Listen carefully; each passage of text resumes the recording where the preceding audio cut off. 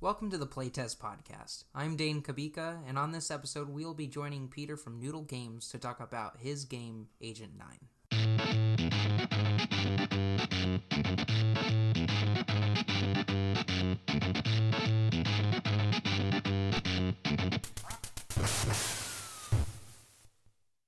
I ended up finding you on Instagram. I think the first thing I saw of yours, I was following a tag of Unreal Engine, Yeah. and the first thing I saw was your what was it, a 90? I mean, a 64. What was The 63 Mustang? Corvette or something like that? Oh, Yeah, that. and Yeah. yeah, and that was like very early on. I saw that and I was like, wow, that looks awesome. And I saw obviously it was rendered through the Unreal Engine, and Actually, so I started. that Corvette Was was it? actually in Blender, fully rendered in Blender. But Oh, was it? yeah. Okay, all right. Well, I don't know not why I much of threw a the Unreal difference. hashtag on there, but Oh yeah, I know. Yeah, I found it somehow. I'm pretty sure I found it in that, but yeah. So yeah, I started following you, and then eventually you started development on a video game. So yeah, maybe we can how the hell did start that there. And happen? yeah, right. I know. Yeah. So maybe we can start there. Like, what got you into? Are you did you come upon game development mainly through like originally art, or where do you come from really? Well, yeah, art. Like, if we go way, way back, I really kind of started sparking my interest in just creativity and creating things, visual art, stuff like that, just by drawing sketches with you know, pencils and whatever, and they were awful, but whatever. It sparked an interest, right? Right, right. And Okay. yeah, so I did that for a while, and then kind of no idea how, but I kind of discovered 3D art, and I think I kind of started on the game Arma 3. Oh yeah, of course. Yeah, so I started making like custom missions and stuff for that, and posting them on the workshop there, and that kind of started off quite a few years of me doing kind of community content for different games. So started Oh, with okay. Arma 3, and I have it up here. When was the first thing I posted? In 2013. Oh wow, jeez. So Okay. So you've been messing around with like mods and art for quite a while then. yeah, like, I mean, nothing compared to some of the like industry professionals, right? But Well, I it's a mean, you got to start constant. somewhere, right? Yeah, exactly. And it's a constant learning experience, right? Yeah. Oh yeah, yeah, of course. I mean, I don't even have an art side like drawing gene in me. So seeing your stuff is really like, oh well, that's really cool. Like the stuff you can make, and to be honest, some of the models you make look really up there with some of the professional stuff I've seen. Oh, So thank I you. mean, Yeah. I enjoy your art style, and I think Hmm. that's obviously the reason I started following you in the beginning because you do have this unique, and of course you've put it into Agent 9 with this Hmm. kind of this unique, kind of playful, almost cartoon retro look that Yeah. gives it kind of its own. I don't know. It's your own type of spin on it, and Yeah. I like that a It's lot. this kind But of character to it. Yeah. yeah, yeah, and so that's cool. So what made you start wanting to actually make your art into an actual video game?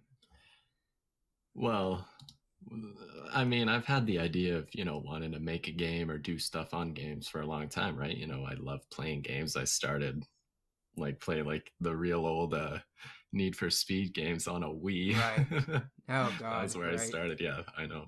Like, God, how did that happen? Right.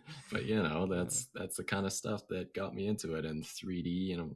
It really didn't occur to me like, how do people actually make this stuff until like a couple of years ago. And continuing on with like after Arma 3 and doing that sort of modding stuff, I went on Mhm. to Unturned, which is Oh, okay. a game made by a single guy, right? And Right, right.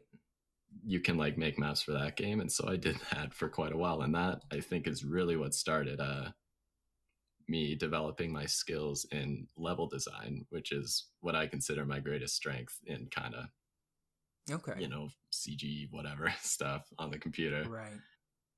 And yeah, like I did tons of those maps for Unturned, and like they were received really well. Lots of people downloaded them. Like, whoa, like 88,000 people downloaded my map. Oh my god, right? Oh man, really? And that, So what was the type of feedback you'd get from like those type of mods? Like did you kind of have like a platform that you talked to people that had downloaded it yeah, or like, in the comment section on the workshop right. pages of them, there Okay. would be people, and every once in a while you get constructive criticism, and also a lot of people that were really like happy, like, oh, this is so great. And like, that's always makes you feel good, right? To hear that. Yeah. But, Yeah. like, And what I push you to really, make more and all that. yeah, but what I really learned from that is kind of that when you receive those well written comments that are kind of like giving their 2 cents on an issue, and like, giving you criticism, it like really gives you room to grow. And because when you're just doing this on your own, right, in your own time, in your own headspace, it's hard to see from other perspectives how your works can be interpreted. Right. Mm-hmm. And so it's really helpful when you have that sort of open discussion to to uh, allow people to kind of give their opinion on your things too, and open it up to the world like that. Yeah, and I could totally see that through obviously your posting us on Instagram, and obviously the now that you have the game out, and Yeah. how people have been receiving it, and even when you would post like stories and stuff, and how you would say like ask me any question or Yeah. what do you think about this, and it's amazing how people like really jump in and they're like, oh well, I think this would be better, and it's Mhm. kind of it's cool at the same time while some of their constructive criticism could be coming from a point of view that doesn't really understand game development, but Mhm. only kind of the enjoyment. But it's kind of cool to mold that into Yeah. what you have with your game. So I could really Mhm. see that through the lines of just the play style. And Yeah. obviously you have influence from the original GoldenEye on 64. I can totally see that, Yeah. which is so Funny enough, cool I because never actually played that game. Like, it's way before my time, but it is kind oh, of really? reminiscent Okay. of that style and that sort of vibe that you get from those older games and games like Yeah, that, right? there's like this while the game has this like simplicity that a lot of like the older FPS games has, that Hmm. just is like straightforward shooter, Yeah. one on one. It's really, yeah, it has that old N64 feeling to that, like the Hmm. GoldenEye. And it's funny some of the things you've have in the game where just having the crossing the map in the beginning, like an introduction to the map, and then Yeah. coming into the character, and that is I'm like, oh, that's GoldenEye. He obviously played GoldenEye and got that now. No, But no, I I mean, it's derivative of lots of things, but like, sure. there's a famous quote where it's like, if you copy from one person, you're a copycat. But if you copy from a lot of different people, then you're original. And Right, so that's right. kind of what I try to do with Agent 9, is pull from all sorts of sources, right? Like from Oh GoldenEye and yeah, stuff like that, where, I have a vague idea what it was, but I never really played it. sure. So, there's Yeah, other inspirations I in almost there too. find it better to like break down what not break down like certain things that influence you. That way you can kind of be like, I kind of remember it like this, and that way you Yeah. play upon your own like personality when it comes to what you create. Yeah, So absolutely. Yeah. And like taking like, what did I like about this game? What really clicked? And like, how can I replicate that? Or what are the best qualities of some games that I can put into my own, right? Like, and right. trying to create your own identity in your own game, your own product almost. Right, exactly. Yeah, it's what do you think from all like for instance you're talking about Arma 3 and Unturned, those like mods and the maps you made. Yeah. Eventually when was it that you got to the point that you said, "Well, I'm making this content. I could put it into my own game and sell it." Yeah. I'm not until recently, right? Like 9 months ago, last summer was when I Okay. started first messing around with Unreal. And, Okay. at that point, all I really knew how to do was level design, right? That's kind of Right. what I had spent probably the last 5 years doing, kind of level design. But before that, I was doing kind of getting into actual 3D modeling, rendering, and stuff in Blender like that. Oh, okay. Because beforehand, I had been either using assets that were already in the game, or like, doing shapes and stuff, but not really modeling per se. And then Mhm. I started to actually get into modeling and found I really love it. It's freaking awesome, right? To model things and be able to create these 3D objects however you want, right? It's like drawing, but better. Right, right. It sounds to me, and obviously I've seen through the content that you've posted, that you're it's easy for you to almost like pick up something and whatever you do, watch tutorials if it's that, Yeah. and really grasp it. And through your art, like Blender, it's like I've messed around with those things, and I'm just like, oh, forget it. I don't even know what I'm doing. Like, Yeah. but it I guess. shows Yeah. that in the last 9 months that you've been able to pick up editors such as Blender and Unreal and really get to Mhm. know it. So was it mainly your learning process mainly through tutorials, Oh, or how absolutely. did that Yeah. work? Okay. Absolutely. Yeah. I guess it's just kind of learning to learn, to whenever you're stuck, Google something or don't be afraid to ask for help on a forum or something, right? Like, Right. and I mean, at a certain point, it's like you're working on a project, you get to a point where you're like, okay, well, I might as well just see this through to the end. And so if you get stuck, you work through it and you find a solution or a workaround in some cases, right? Right. And was it like the whole time you kind of had like a goal in mind, like, oh, this is like where I want to get to, and when you got stuck, like you'd always like think of Mm. that goal, or Not was there ever necessarily. Like, well, I mean, like when the game first kind of came into existence, I didn't know what I was doing. It was just kind of like I right? was messing around in Unreal, and it slowly started Hmm. to turn into something. And so it was very much a process of iteration and slowly adding and adding until you get something more whole.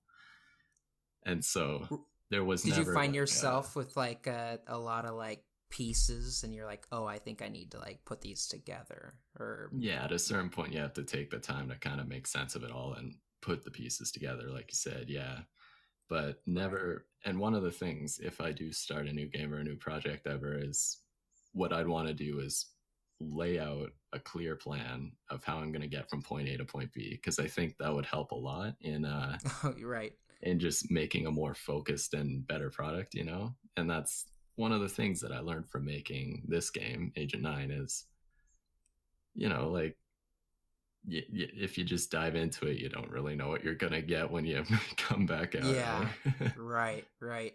So you think like the next thing you work on is gonna be more like, okay, I'm gonna work on something, and it's gonna be this. You'll have it Yeah, laid out a lot better. Okay, I see. yeah, and that's one of the many lessons I've learned from this whole process, right? And all the things I've learned. Yeah. Right. Are you what is like one of the first things when you're starting to get like an idea? How do you kind of do you start like molding something or creating like some piece of art and get a story from it, or are you more like a story based person? Oh, I'm definitely not a story-based person. I can't write narratives for anything. No, yeah, okay. Like the whole narrative in Agent Nine is basically just a homage and a bit of a parody to the older games and how they had crappy narratives. But it's Right. like intentionally bad almost, but like it was also Yeah, you kind of have your like spin, like you're playing around with these like familiar mechanics and familiar like mhm, story draws. Yeah, yeah, that comes very clear, and it's not obviously a bad thing. It doesn't show a lack of your narrative at all. I think it's a kind of like I don't know. A lot of games draw from that type of design. yeah, The simplicity of the game all around gives it this very like authentic feeling yeah, that you can still like draw back from like different games that we've played in the past. I yeah. think I that's feel why that like game, yeah, your game, has like a so much of that charm. yeah, yeah. Like the simplicity of the story kind of reflects the simplicity of the game as well. Yeah. Right, right. And like yeah, that's one of the things is it is a very straightforward kind of thing, like there's pretty linear levels, right? You do Mm-hmm. this to get to there kind of thing, and like it's simple controls, but that's kind of like I didn't want to make like a open-ended huge game, right? Like Mm-hmm. you got to kind of know your limits in a way and also just kind of know what you want to do. And like I said, when I dove into it at first, I didn't know what I wanted to do, but it slowly over time becomes more and more clear what the Right. end goal of all this is, like when you're putting thousands and thousands of hours into a project, you start to think like, okay, where am I actually going with this? And you know, Sure. it becomes more And clear over time. But it's not like it's not like it just comes and you're like, this is what I want to do. It's a process.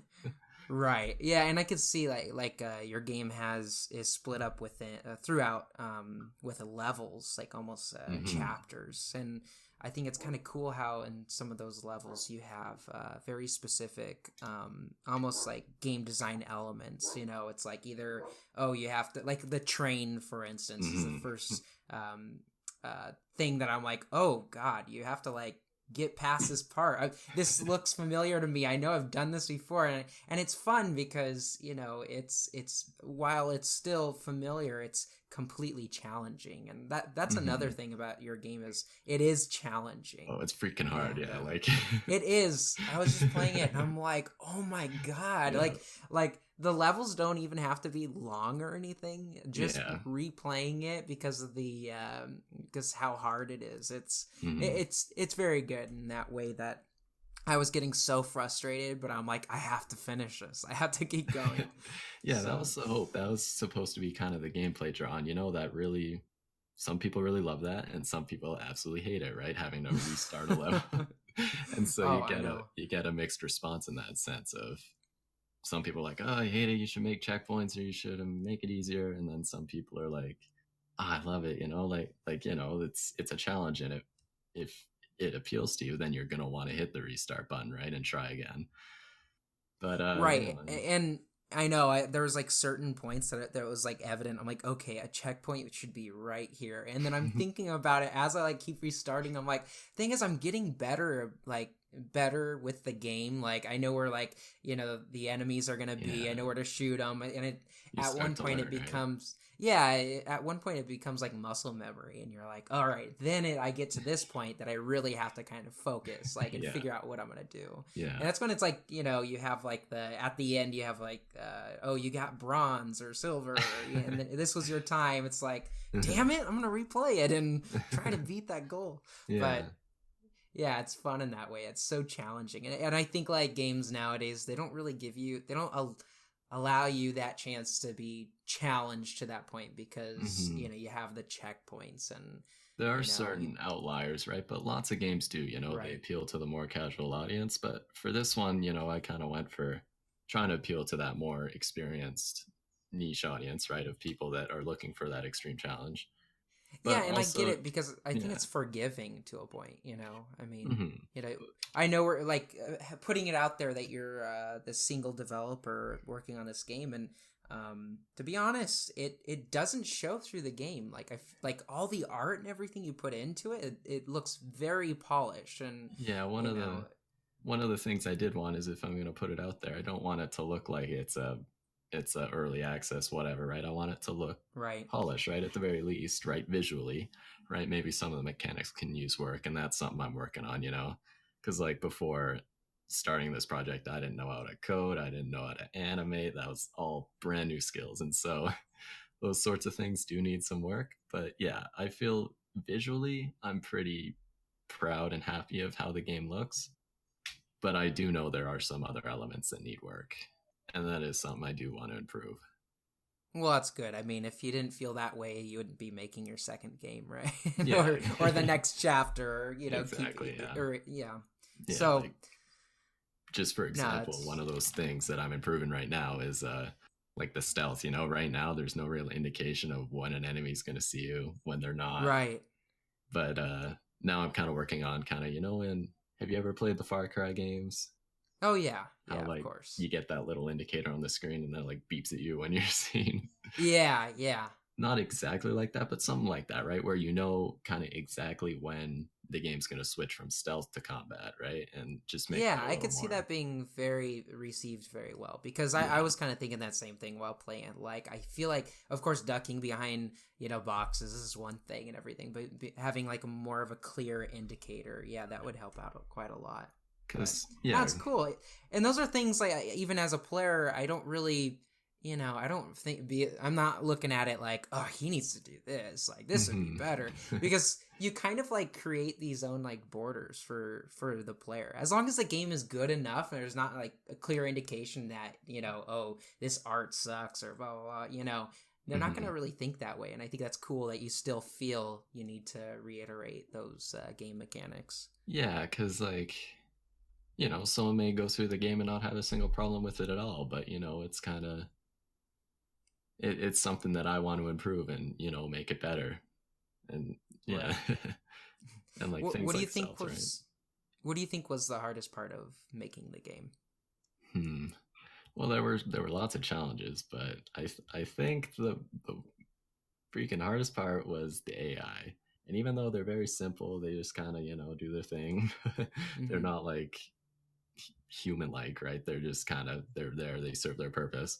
But Right. making an AI, it's like you add one extra thing that they do, and like three different things will break, right? Like there's And of no course, you have winning. to like retest it and see Oh how they god. act, and yeah, I Yeah. could imagine.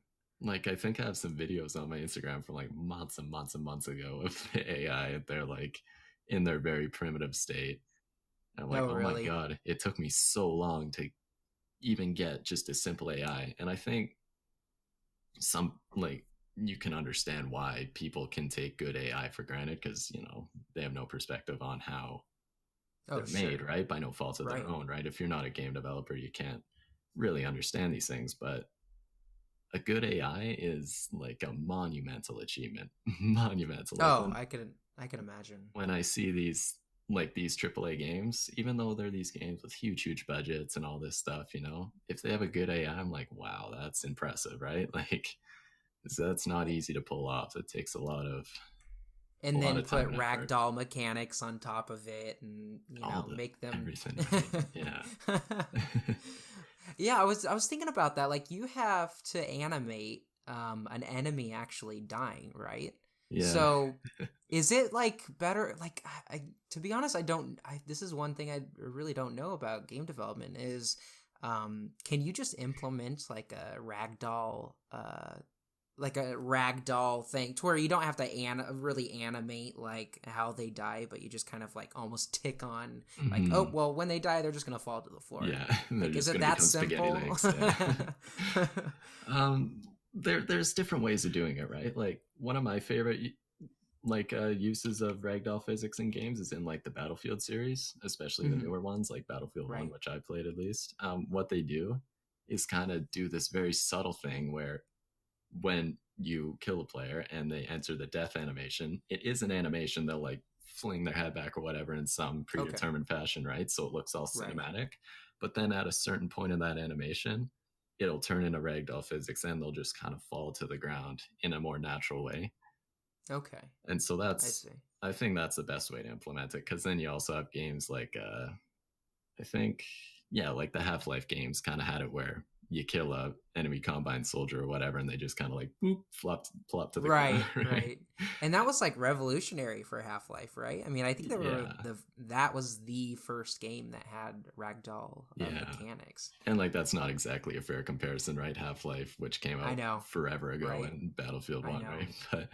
But it's right? just showcasing Almost. different methods of using ragdoll Hey, physics. I mean, if with the game development and how amazing that game it still stands to this date, where people are like, "Oh, we Yeah. need an HD remaster now." It's Oh, I like, know. yeah, I don't know. You can still almost compare to it because it's that good, but That's a good point. Yeah, and it's one of my inspirations too for Agent 9, as I think yeah, pretty much every game to some extent is inspired by Half-Life and I just think what it accomplished. that's another one, right? I mean, you kind of have the simplicity of that game, and I mean, you're really even just the Half-Life 2 really builds off of the first one and how you proceed through that game. It's Mhm. very similar. Oh, it's like Obviously, one of my so favorite many. games of all time, right? Oh yeah, So oh yeah, good. so good. Yeah. So, looking at your game now, is there like certain things that that you're like, oh, I'm not gonna do that. This my next like what project I work on. like things that I'd be like, I'm not gonna do that same thing, kind of thing. Right. Well, like something that you see that that was way too hard, or I did it in a certain way that Oh was yeah. just way too challenging. I mean, if you look at the broad scope of the entire game, Mhm. it's like pretty big for one guy to take on, right? Oh Like yeah, it, yeah, every single level is completely unique assets for the most part, besides things like sure. crates and whatever, right? Like generic assets. But the levels took a long time to make. Like I didn't really give myself that much wiggle room to reuse assets. Like lots of games Right, will do this thing where they have assets that are modular. So like right, this room connects to that room and you can connect them in these different ways, kind of like Lego pieces or whatever, you know? right. It makes Uh-huh. it a lot easier to create levels without having to create completely new like assets every time you want to create a new level, right? Right, right. And So can you go back into like let's say for instance your like intro level and take those buildings and just throw them into the next level and try to like dress it up? Can in you theory, do yeah, like I yeah. do have those buildings as separate assets, right? But just kind of in the design direction that I took the game, I kind of made every level look completely unique. Right, right. And well, that's good, and I think it turned out well. It took a long time, right? It was very it was a grindy process. Yeah, I was actually surprised when you opened up the game to such a huge like village, and it was like it kind of surprised me because there was so much to look at, and I'm like, oh, I don't know if I want to like proceed just yet. Like, Yeah. I kind of want to look at this and that, and that was like, it was really cool. Plus, I gotta put out there that I did like the radio station and the call out to to me. Oh So yeah, you saw that. I'm so glad. yeah, yeah. No, that's makes me super happy. I Yeah. made a Yeah, there's snapshot of that, and I'm for sure gonna keep that. But yeah, there's a building um, in the intro level that has a sign that says DJ Dane on it. yeah, I love that so much. I appreciate that. Not that I told you to put that in there or anything, but no, I'm just Well, it was kidding. like an Instagram comment, I think, and Yeah, it was. you know, I was I just was making signs. I'm like, you know, why not? You know. slightly indicating to throw that in there. No, it made me very happy. But Yeah, that's awesome. I'm glad to hear that. no, so yeah, so now that the game's actually out, like, what has the reception been like for you, and for you being that now that it's finished, how you feel about it, and of course from people that have played it. I'll start with me first. So, like, Okay. anticlimactic. Yeah. you Because you gotta think from my perspective, right? I've been working on this for 9 months and like Right. build up to this great day. It's like we're releasing it, it's gonna be amazing, and then it's just whatever, comes out. It's another game on Steam. Right. And I Right. think that was kind of humbling. It's like, oh, wait a second, I'm not like the center of the universe, right? It's like Right. if someone's just shopping on Steam, they very well may just like scroll by the game or whatever, right? But it was just kind of a little humbling, and to realize that both in the marketing of the game and in just my personal perception of it is that it's a first attempt, right? Like it's the first game I've ever made. It was a learning experience. It's not some huge product, right? And so I'm just kind of becoming more and more comfortable with that it's not necessarily this huge thing, whatever. And Right. so that helps me cope with some of the more negative reviews that it's received. And, Hmm. you do get those, right? And I've had positive ones too. And lots of people do like the game. Some people don't, right? Right. Yeah, But and it's, I yeah. I mean, now that you have come out with it and everything, I mean, it's kind of, and I've seen this along with a lot of other games to where they'll come out and then it's like, oh, I remember that one game that I played that one time, and it's like, oh yeah, I was that like one out of only 50 people that really saw that. But that Mm-hmm. you're dealing again, like you said, you're dealing with Steam that has such a diverse and gigantic store that I couldn't imagine how many games come out every single day on it that just don't see the light of day. I But don't have an exact number, but I know that on the day of release, March 15th, it took mhm. me to get to page 7 of new releases to find mine. Oh man, Like, so, like, really? lots of games release, right? Like, lots every single day on Steam. It's So does that make you actually insane. think? does that make you feel like, oh, there's got to be a better way, like to show off the game, and especially posting it on a certain store to get to people? If this is kind of getting to like the whole Epic Games kind of thing, you Oh, know. right. I know. Gosh. And you know what? You bring that up, and it's so funny because Bethesda tried to do the same thing with their games while holding back Fallout 76 and then getting the bad reception that it did because of Well, that was not more of because the the merits of the game, but yeah, right, yeah, exactly. And now they just announced, it was so funny because do you know who Todd Howard is? He's like everyone the knows who Todd Howard. okay, right. Just putting it out there. Okay, Yeah. so it was Todd Howard, pretty much the creator. Well, not the creator, but I guess what is Director. he? Yeah, the director, creative director Yeah. for Bethesda. The guy in the memes. Yeah, right, exactly. He pretty much put a middle finger out on Twitter to Epic Games for having like their own games, and it's like, wait, weren't you just doing that like probably like 4 or 5 months ago with Fallout 76? And they like announced that all their stuff's coming out on Steam. It's like so embarrassing, but you know, I guess it's kind of the thing where it's kind of like the same thing with Amazon, right? I mean, people can sell through Amazon, but anybody else is going to go out there and try to sell things online is going to have to compete with Amazon. And this is even talking about huge companies. And so, you know, I mean, you're getting the same thing with, I guess you're with like, what is it, like Netflix and different apps like Hulu and stuff. Yeah, so. like who's competing with who and who can provide the best whatever, right? Right. To the point to where they're literally like getting into debt because they want to like produce as much content as they can. You know, it's really funny. So you kind of got to look at that as a whole. Like even with indie games, with going against these professional multi-million-dollar games that are on the same platform. Yeah. So And I could see an indie developer like you getting scared of the fact that you put out a game and I mean it's on the 7th page, you know. Yeah, but like that's kind of one of the realities of indie games, and you can't discredit Steam because Steam have always kind of been kind of one of the main places and a big supporter of indie titles, right? And there have been tons and tons of indie titles that have taken off on Steam. Right. But it's just, you know, you don't hear about the freaking millions that don't, right? Yeah. And so really, then you get the flood of the early access too that kind of drowns out the quality of games. That was good for a while, and then people kind of started to catch on. Oh, wait a second. Yeah. This is just a way for people to release not that good games. Yeah, it's sad. An excuse. with exceptions, of course, but there have been some infamous examples. Oh, sure, of course. Yeah, so it's something that I'm actually, you know, I see that you put out your game and that on your one of the game menus you have like chapter 2 and chapter 3 coming soon. So that's an indication that you're going to continue to expand the game. Yeah. I don't know. Like, I don't know if it's worth expanding it necessarily at this point. I kind of feel bad for even advertising that in the first place because I wasn't even that sure that I was going to do it. And so I did take that off of the Steam store.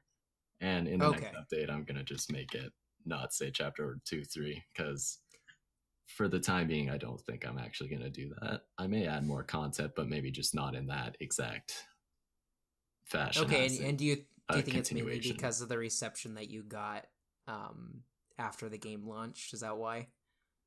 I don't think it's necessarily because you know, my dreams got crushed because not everyone liked it. It's not like that. More like I think I just had my expectations a little skewed before the release, and then kind of reality set in when the game came out, and I was like, oh, okay, yeah, it was it's good. It's a good first attempt, but you know, at some point I'll be ready to move on.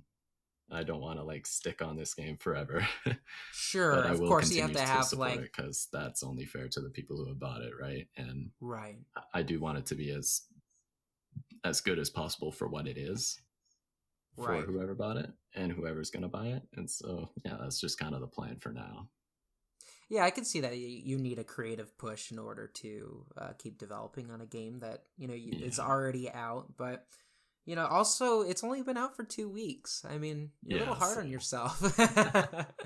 yeah, you can say that, yeah. And I don't know. Yeah, nothing's written in stone yet, right? Like if I may as well just make a chapter 2 and 3, but I can't make any guarantees, and so that's why I'm not gonna Sure, put it you're on not the gonna. store page Yeah, or anything like that, or use that to market it because it's not written in stone or anything, and it's not right to like if someone were to buy it thinking that there was going to be extra content in the future and then I didn't deliver on that, that wouldn't be right. right. So Which is kind of like the big words of early access on some titles. It's like, oh, there's gonna be there's going to more. be And it's more like, later, right? Yeah. no, no, you're But just there false wasn't. promises. Yeah. I don't want to fall Yeah, into that trap, right? And even if the game does completely terrible, I just want to keep the reputation of me and Noodle Games intact and just, be a good member of the community of Steam and gaming as a whole, right? That's really what matters most, not sales or oh, of all of that course, extra yeah. stuff. It's Of really, course, that's a part of yeah. it because you have to develop on your, the Hmm. time that is, free to you. But I Yeah. do have to put out there that, there is some games that have released on like a humble bundle or something, and that like it made the game explode. And I'm Yeah. not saying that's for everybody. It's not going to happen to everybody, but with the possibilities of the internet and the different platforms that we do have, Hmm. a game like yours is a perfect indicator of something that can flourish in the community, because I do think it's got the bones to do that. Yeah. And Yeah. I I do think you have a too. really nice polished game that, sure, you could add more chapters to it, but from what you got now, I mean, it's a really nice game. It's a nice first game, and to be able to call it your first game is Hmm. completely insane, because believe me, people have came from a lot smaller, Hmm. so Yeah. Yeah. That's really nice to hear. And I'm glad you feel that way and that you understand that. Yeah. Because, I yeah, it, I do want to be humble about it because, it's not a masterpiece or anything like that. It's a first attempt. It's a learning experience. If you want to experience my learning experience, you can do that. right. No, I have I have kind of the um type of situation that happened when I was making this short game for college, Mm. and it was a little project for C++ class. And so I made this like little game on Unreal, and it was like nothing big. I just watched tutorials. It wasn't like Yeah, completely original mine. And so I put whatever, it right? out Yeah. on itch.io, Mm-hmm. and it just, I mean, like, no one played the game. Like, it's just like this little like blimp of like, so it's like kind of like, oh, okay, that was like 4 months of my time like making this Yeah, stupid little game. It's like, I don't know what's gonna happen next, but I guess yeah. I'll just move on to, I'm not gonna become obviously big for it, but much But like yeah, you can look at your own game that, obviously it's the first of many, because I could see you doing this for quite some time. I certainly hope so. Yeah, and like I'm sure you take pride in that game that you made, right? Even though it didn't blow up and become a take the world by storm or whatever, right? But like it's yours. It's kind of your baby, right? Right, yeah, and it's still like there. I could always use it as like, put it on a resume if I Oh, want. It could be like absolutely. this, Yeah.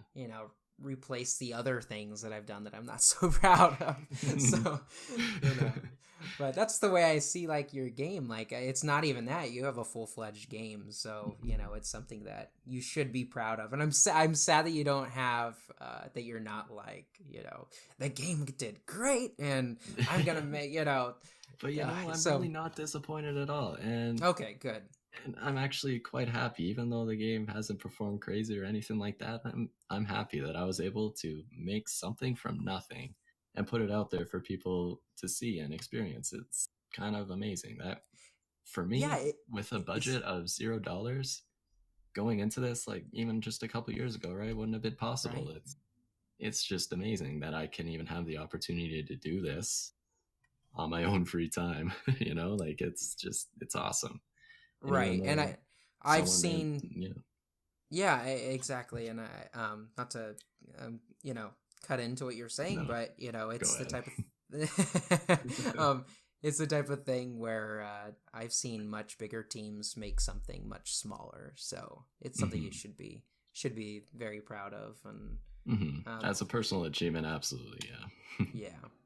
Um Now, I have seen you posting stuff about um, procedurally generated levels. So, what is that exactly you're working on? I don't know, I'm just messing around with stuff. I don't know if that's Okay. actually going to turn into anything, but I How was has just that messing been? around. Is that just going into too much, or how's that for you? It's freaking terrifying, man. Like, Gosh, I so many people use that, so I was wondering. Oh, mm, it must be. I wonder if it makes game design or development a lot easier. But yes and no, right? It has its trade-offs because right, while you're able to, like I was saying earlier, use modular assets to create levels, and now you're just letting a computer create the level for you, right? It's like it's more hands off, but actually right, getting the computer to a point where it can create levels for you is just as much of a challenge, and sure, maybe if not more, right? So it's right, got its trade-offs. There's no easy way to do it, right? That's kind of yeah. always looking for an easy way to make whatever it is you're trying to do, but sometimes you just got to put in the work one way or another, right? Right. Do you like games that have procedurally generated levels, or do you think it like takes the quality away from it? Like, I don't know. There's many factors that judge a game's quality, and I don't think that procedurally generated levels are either a good or a bad thing because they can be Right. used either to a game's benefit or to its, not benefit. Like Right. a game I really love, Enter the Gungeon. That's got fully procedural levels, right? It's like a roguelike shooter, Oh, and okay. it works so well, right? Like that's basically what makes the game as great as it is that every time you enter the gungeon, it's a new level, right? Right. Yeah, I know that the people working that worked on the Sherlock Holmes series is making a new game. The title escapes me right now, but I Mm, guess their cities, like the actual cities, are procedurally generated, so you that's can like, insane. yeah, and it's like blows me away because I'm like, so how are like they're showing a map of the city and it's like huge, like this now we're talking about like many moving pieces of like London downtown, like turn of Like like the 18th century. Yeah, it's there's so many crazy. things going on inside a city, right? And to So digitally much. generate it and make it work, that is like Yeah. Yeah, amazing. and even for a big company to do it, it's kind of amazing Yeah. when some people are able to really pull it off because it just shows where game development's going. Yeah, like, and even though these are big companies working on them with big budgets, it's still people that are coding these things, right? Oh yeah. And it doesn't take away from the achievement of like being able to create something amazing like that. Whether you're a Yeah. pro or not, whether you're getting paid to do it or not, it's still really, really cool. Right. And, if you haven't done so already, I've, like, obviously, there's this documentary that Double Fine made. I don't know if you've, ever followed that. Probably Double not. Fine, Double Fine made Brutal Legend, and when they were making their game Broken Age, they actually filmed it as they were developing it, Hmm. and put it out there for their what was it, not Patreon, their Kickstarter funders. Mm. And so it was literally like thousands of people watching them make their game as they're doing it, and I Yeah. was one of those people, and I was Oh, like, cool. oh my god, I don't know if I want to do game development. That looks terrible. I don't It's very know. daunting, right? Yeah. You're right. And you see these people that have like been doing it for like 20 years and stuff, and they're like still like rubbing their foreheads like, oh god, how do we get past this? But it shows like the pure reality of what goes into game development, even as somebody like yourself, that you're an indie developer, but I mean, Mhm. you have the common struggle upon people that have been in the industry for years. They're just struggling Yeah. with different things. So And I think that's also kind of what that's the scariest part, but it's also the appeal, right? Is that there's always going to be a challenge there and that you're never going to just be easy, like breezing through everything, right? Like there'll right, always be some sort of challenge and some new thing to overcome. And that's kind of part of what keeps it exciting and interesting. right. So with that, um, what do you think is going to be after this game? And I know you say you're working on certain things. What is your like future endeavors as far as like game development goes? I like to release other games at some point. I don't know when Okay. or what or any Right. of that. But like, I don't know. Right now, I'm just kind of resting a little bit. Right, I've been doing this for 9 months. I'm just gonna take a couple of weeks to be super lazy and do I nothing. think you've earned it. So, But you so know, when do, when when an when an idea comes, something, like I'll, like this isn't the end of it, right? Like there will be more to come for oh, sure. of course. Okay, good, good. That's good to hear. So, do you ever plan? So, where are you in school right now, or? Yeah. Oh, okay. Yeah. So I got So, that going too, right? So it's all in my free time. okay, wow, that's crazy. And what are you going for? Well, I'm in my last year of high school right now, and I've gotten into school doing computer science, which makes Okay. sense. So I'll be doing that next year too. So that's kind of my plan for education, at least. Oh, wow. So you're still really young Yes, then. I'm just a little baby. Oh, you got a lot of time. Oh man, I was thinking you're a little older. I'm like, well, you'll get there sometime. No, that's awesome. So, would you ever want to work for like a big video game company, or what do you? I'd probably like that, or just to try. I don't know if I'd enjoy it to stay there, but it's something I would like to try, right? Like to Yeah, be able to work at a studio where you have people who are good at particular things working on different parts of a project instead of having to do it all yourself per se, right? right, And right. being able to work as a team. That would be cool. Yeah, Yeah, I'd definitely like to do that at some point. that's so cool because I've talked to some people that have like been, like been doing, have worked for big companies and stuff, and they're like, "Oh no, this is why we made an indie company. Like, I don't want to work for corporate anymore and have these people overlooking." And like, I'm like, yeah, I get it, but man, yeah, I'm just not it, jaded and cynical yet. right? I know. Maybe I'll talk to you in like 10 years. We'll Yeah, talk yeah. about it again. Probably have a different opinion then, yeah. Gosh. Well, it was really nice talking to you, and I Mhm. appreciate you doing this with me. Like I said, it's not a huge podcast or anything, but it's something fun to put out there, and that hopefully people hear what fellow indie developers really do, and much like yourself. So, Yeah, yeah, I'm glad to do this. It's awesome. Yeah. Just talk about yeah. games, why not? Yeah, exactly. So I really look forward to playing more of your game, finally finishing it because it's so damn hard.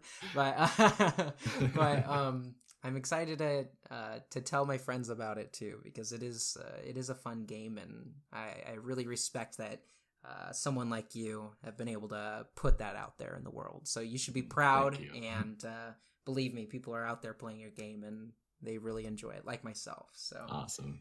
I'm glad to hear that. All right. Well, see you on, the internet, Instagram, and See you on the interwebs. it sounds good. So I look forward to it. But All thank you, right. Peter. Thanks Yeah, for no coming problem. on. Thank you.